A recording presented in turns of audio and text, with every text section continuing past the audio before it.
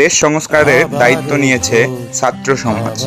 ফরিদপুর শহরের বিভিন্ন রাস্তাঘাটে তারা ট্রাফিক পুলিশের দায়িত্ব পালন করে যাচ্ছে। ফরিদপুর জাতীয়তাবাদী ছাত্র দল ছাত্রদের এই উদ্যোগকে সাধুবাদ জানাতে এবং আরও উৎসাহ প্রদান করতে একটি করে গোলাপ ফুল এবং কিছু খাদ্যদ্রব্য উপহার হিসেবে প্রদান করে। আমরা সকলেই আশাবাদী তরুণদের হাত ধরেই পরিবর্তন হবে দেশ, পরিবর্তন হবে সমাজের, উন্নয়ন হবে আমাদের বাংলাদেশের।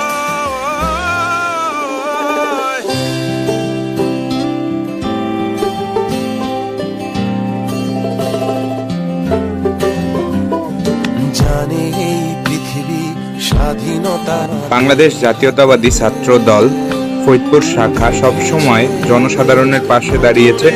আমরা ইনশাআল্লাহ এই ছাত্র সমাজকে নিয়ে সকলে মিলে এক নতুন বাংলা গড়ার প্রত্যয় হাতে নিয়েছি এবং আমরা সবসময় কাজ করে যাচ্ছি।